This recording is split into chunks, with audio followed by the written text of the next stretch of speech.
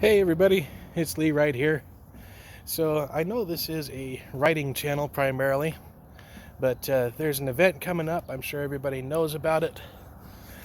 It's been 10 years, well, I think closer on 11 years in the making here, and it's Avengers Endgame, the big grand finale of all these, 20 plus films. And there's a thing going around on YouTube that I saw, a few of my favorite channels, Hello Future Me, The Take, Nando V Movies. Really recommend all three of those channels, especially Nando. His rewrites are amazing. But there's a playlist online. Really recommend you check out all of them. I still have yet to watch through all of them. I think that's what most of my day is going to involve.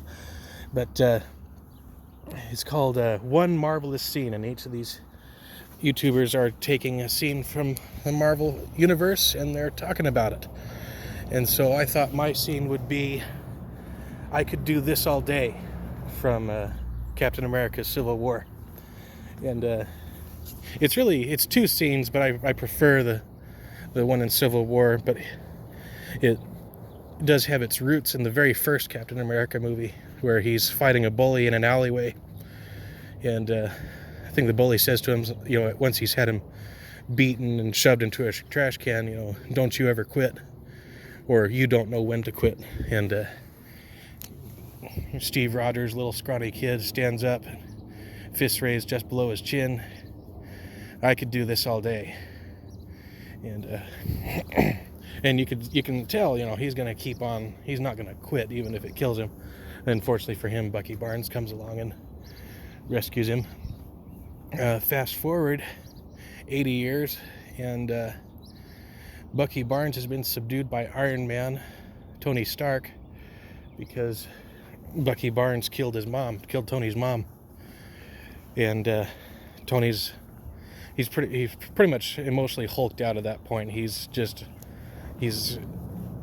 not going to stop until he has blood. And Barnes is subdued and ready to be finished, but Cap has taken away Tony's attention from Barnes. And then Tony beats Cap down and says, "Stay down, final warning." And sure enough, here comes Captain America. He stands up, raises his fist just below his chin because he's tired, and he says, "I could do this all day." And I've always considered, as far as Captain America and Iron Man, Cap's obviously my favorite, but Iron Man really has to have a special place in everybody's heart. And as far as an Avenger, especially recently in Infinity War, he's a force to be reckoned with. Certainly a lot more powerful than Captain America. Captain is strong and fast, but Tony Stark is stronger and faster. He can fly, and he's got missiles and stuff. So I always considered Cap out and matched when it comes to him versus Tony Stark. And another criticism that Cap gets is that either his story arcs as a character are inconsequential, or that he has no story arc, that he's just kind of a stagnant character. You do have a little bit of character progression in the first Captain America, but it's just sort of the development of a hero. His personality and values do not change. And it's just kind of a general rule writing a story that if your character doesn't change, you're not writing a good character. But I think Captain America actually defeats that platitude, or that proverb, I guess you might say, for writing. I think Captain America has a flat story arc, not because he's not learning. I think it's because he's got something to teach everybody. And so Captain America, he's not the strongest Avenger, and he's not even the smartest. He's not tech smart. He's a great leader, but he's never going to invent anything like Tony did, or Bruce Banner, or anything like them. But Captain America is really clear-minded. He knows what he's going to fight for, and when he decides he's going to fight for something, he never stops. And in a lot of ways, I could do this all day. There's no way he's going to win. And I don't think Captain America really fights to win. I think he fights if he can win, if that makes sense. If there's ever going to be an opportunity for him to make a difference, he has to keep fighting. And that's